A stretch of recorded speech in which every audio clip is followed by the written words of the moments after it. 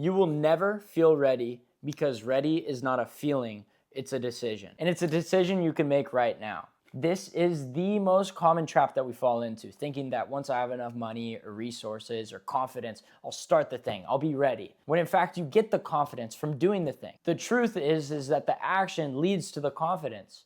And so if you're waiting for the confidence, you'll never do anything. Imagine if I said to myself, once I get enough followers, I'll start doing the podcast. Once enough people support me on this thing, then I'll start doing it. But this is saying, F that. Don't wait for the light to turn green. Go and turn it green yourself. Imagine if I said, once I have big enough muscles, I'll start going to the gym.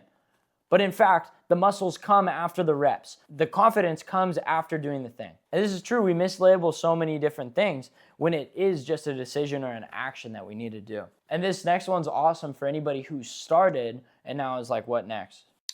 Op talks. The day you plant a tree is not the day you eat the fruit. The work that you're putting in now is watering the seed, watering the sapling, watering the tree that will eventually produce the fruits of the rest of your life. There's a story about an old man and a young, ambitious, and impatient kid like myself. The old man asks the young kid, he says, "When do you think would be the best time to plant a tree?" And the young kid's like, "I don't know." And the grandpa says, "Well, number one would be 20 years ago, but we can't do that. But number two is right now." And when you plant that tree, yes, maybe nobody's seeing it. Nobody's seeing the slow growth day in and day out. But that doesn't mean stop watering it, right? Give it water and give it some time to grow. I mean, geez, look at yourself. How long did it take for you to grow into the person that you are, to be somebody that produces fruits? So this was a big one for me, man, because I sit there and I'm so impatient and I want things to come right away. And it's about that delayed gratification. It's about waiting for the things that I've been working so long for, right? And I'm just now, eating the fruits of my labor 4 or 5 years ago. And so it's gonna come. It's gonna come. The Bible says you reap what you sow. And I truly do believe that if you keep on putting in work day in and day out, you'll eventually see the fruits of it. Now this is a good one. Just remember that whoever is trying to bring you down is already below you.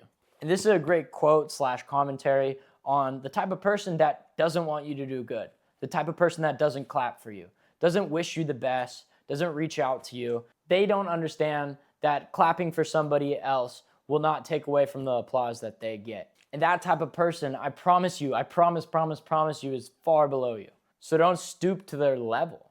Like Julius Caesar says, the best revenge is to not be like the one who inflicted the wound.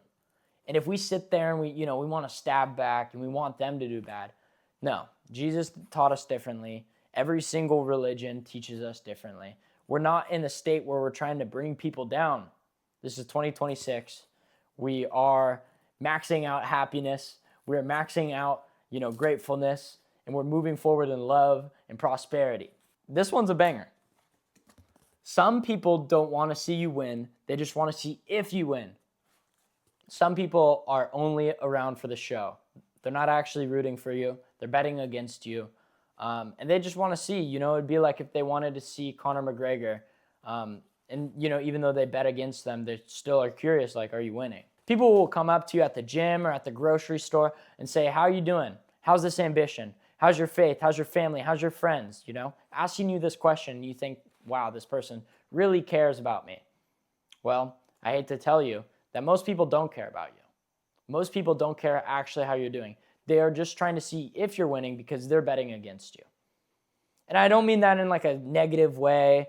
I know I just said I was moving in positivity, but we got to understand what's really real and what's really not. And a quick little side rant. People ask you how you're doing in the supermarket or wherever the hell you are.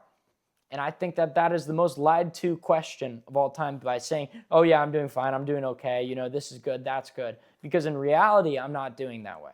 90% of the time I say that. But if I tell you how I'm actually feeling, you're probably going to walk away from me at the grocery store. You're probably going to walk away from me at the gym. You probably don't actually want to know what I'm getting up to. And so I think it's funny. We are surrounded by people who want to see if you're winning. If you find anybody, one person who really cares about if you win, whether it be your mom. You know, some people don't even have their mom on their side, or their dad, or their brother, or their sister. If you can find anybody that actually cares if you are winning, cling on to them, man. Because it's few and far between. You're going to find a ton of people who are betting against you, right? Who will talk behind your back and who will say these things. And man, it's just so hurtful sometimes when you hear like, oh, you're one of them, you know? But don't be surprised, right? This is the world that we bred. And so we just got to be able to understand that there's going to be some people who are going to be fake and some people who are going to be real. And I love this quote because you got to understand that some of these people aren't with good intentions when they're asking you these questions. People who say it can't be done shouldn't interrupt those who are doing it. You guys need to get out of the way of the people who are actually doing it.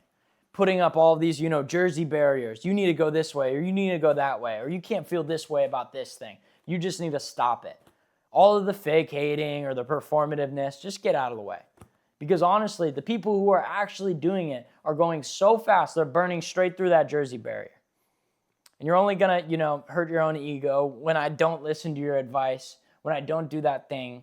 People will dictate your life with this verbal corralling. A young kid draws on his face with his mom's lipstick and wears a cape and jumps up on the coffee table, and it makes him feel like Superman. And people will look at that kid and say, you know what, teach that kid how to act. And then you get all these mom's lipsticks on your faces, and then all these capes and all these coffee tables that stack up, and they make you into this unpaid actor who gets corralled into this person that you really don't want to be. And then you make it to 25 or 26, or maybe you're in your 30s, and you finally realize, man, I'm really not living the life that I want to live. I'm not the person that I want to be. I'm just not what you don't want me to be. You're painting my life with negatives, and so you should not interrupt me. Because the truth is, the gifted kid who's the inventor gets brought back with the rest of the class saying, hey, you're too far ahead. You're 3 modules ahead. The kid who's a math whiz and is so brilliant and is able to solve problems in his head is told that he's cheating, that he needs to show his work. Let's not interrupt the people who are gifted. The person who knows how to draw but is told that isn't a viable way to make a living. I think doing something that doesn't make money is better than not doing anything at all. Anything you lose by being real was fake. And it was fake from the start, and it was never yours. If I have this girlfriend that I'm like, you know what, I want to be honest and tell people that we're dating and that I love you, I want to come out publicly and say that to our friend group or whatever. She's like, you know what, no, I think we should keep this hush-hush. I feel like we should keep on sneaking around. I feel like we should, keep this under tight lips. And the reason why is because she's keeping up other options. And she doesn't really want to be the real deal thing with you. And people get into marriages based off of those relationships. And they realize that that person isn't the type of person to screw the cap on the toilet, on the toothpaste. They realize that that person isn't the person to screw on the cap for the toothpaste or to put the toilet seat down. And they say, you know what, you lied to me. You're a different person than I married, and I don't even recognize you. And we look at our divorce rates and it shows it. Or we look at our jobs and we go there and we're like, you know what, I'm going to get some money, I'm going to be rich. And then we get into that job and we realize we have to compromise our faith. And I have to sit there and be quiet about the person that I truly am. Well, I'm going to tell you, that wasn't your job at all. That wasn't your girlfriend at all. That wasn't your wife at all. It was somebody else's, a person that you were trying to be. And in turn, you're taking from that person.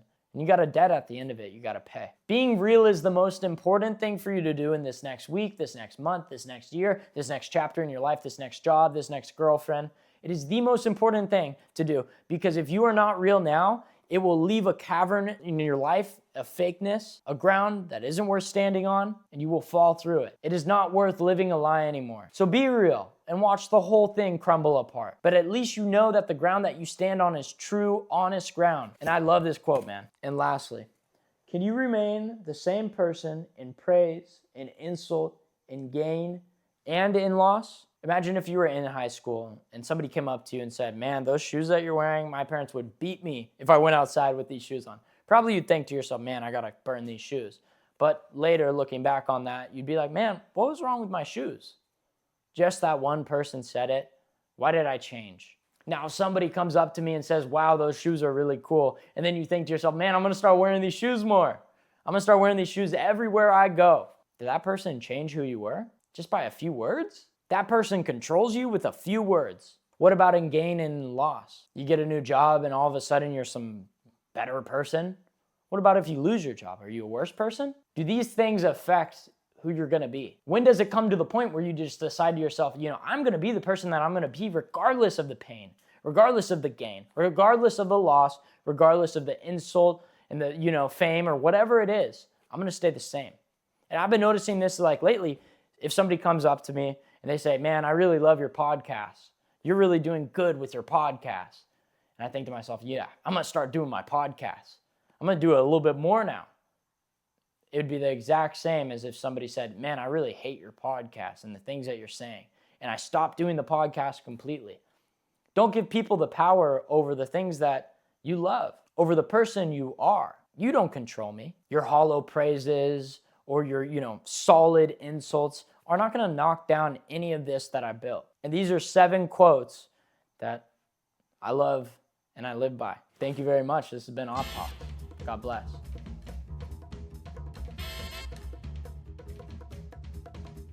It was funny, I was on the phone with my grandma today and I was telling her about this idea for this podcast and I was like, I'm gonna write quotes on pieces of cardboard. One, because it's free and I just fired my editor because we're actually losing subscribers every week. Not that it's gonna stop me or anything, but I was like, also 2, you know how hard you have to like try to not look at a homeless man holding one of these when you pull off on the freeway exit? You have to sit there and shield your eyes and pretend like you don't recognize that guy or you don't see him or he's not even there. And I already have homeless man handwriting, so I think I can do this. I think that I have a serious future in homeless science. Anyways, that's been the deluxe edition of the podcast. Love ya. So you got the cross, right? Yes. We're going to have to talk about everything.